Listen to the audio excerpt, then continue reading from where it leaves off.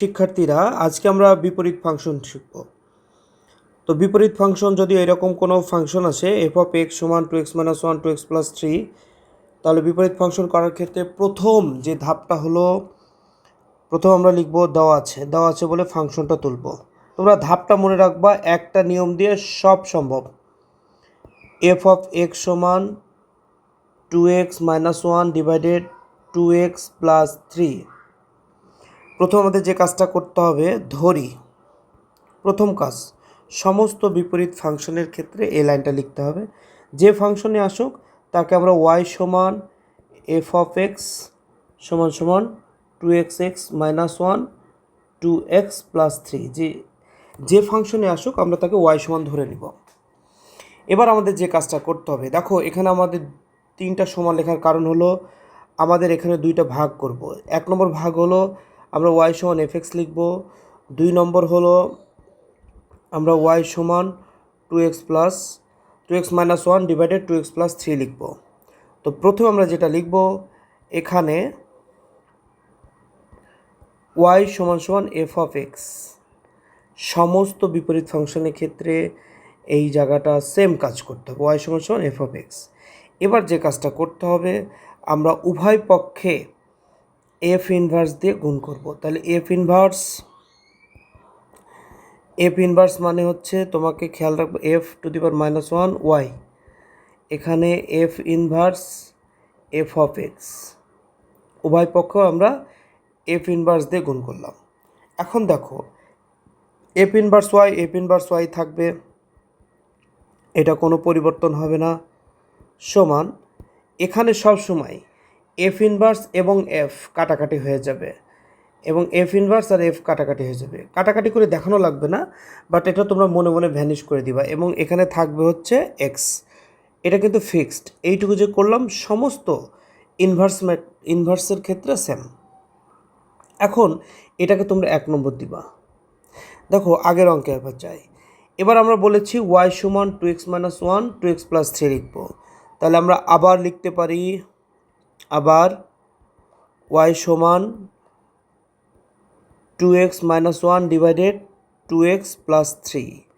এখানে আমরা যে কাজটা করব, সব সময় এখানে এক্সের মান বের করতে হবে ইনভার্সের ক্ষেত্রে। তাহলে এর নিচে মনে মনে 1 আছে ধরে নাও।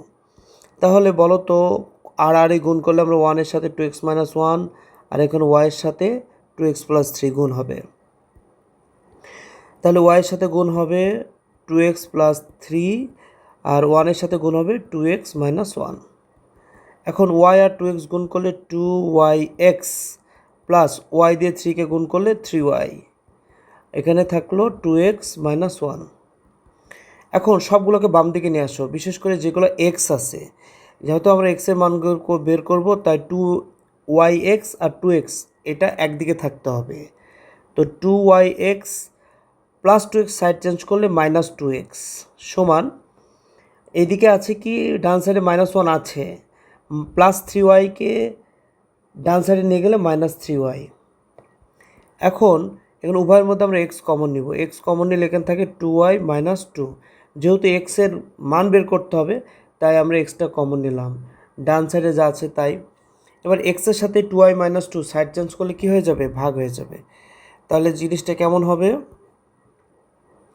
এক্স সমান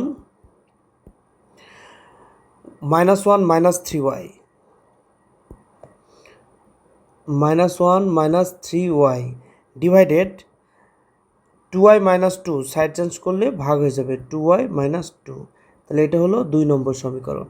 খেয়াল করে দেখো, আমরা যে এখানে 2 নম্বর সমীকরণে এক্সের মান বের হয়েছে, এখানে খেয়াল করো 1 নম্বর সমীকরণ, এই যে 1 নম্বর যে সমীকরণ, এখানে এক্সের মান বের হয়েছে। এখানে এক্স সমান এফ ইনভার্স ওয়াই বলা যায়, আবার এখানে এক্স সমান -1 - 3y 2y - 2 বলা যায়। তাহলে আমরা লিখতে পারি 1 ও 2 নম্বর হতে পায়, 2 নম্বর হতে পায়। এখন 1 নম্বরে এক্সের মান কি আছে, এফ ইনভার্স ওয়াই। এই দেখো আরেকবার দেখাই তোমাকে, এই দেখো এফ ইনভার্স ওয়াই এক্সের মান। 2 নম্বরে এক্সের মান কি আছে, এই যে আমি একটু গোল করে দিচ্ছি, এই যে এটা। তাহলে আমরা এটার সমান, দুইটাই সমান লিখতে পারি, কারণ দুইটাই হচ্ছে কার মান, ওয়াইয়ের এক্সের মান।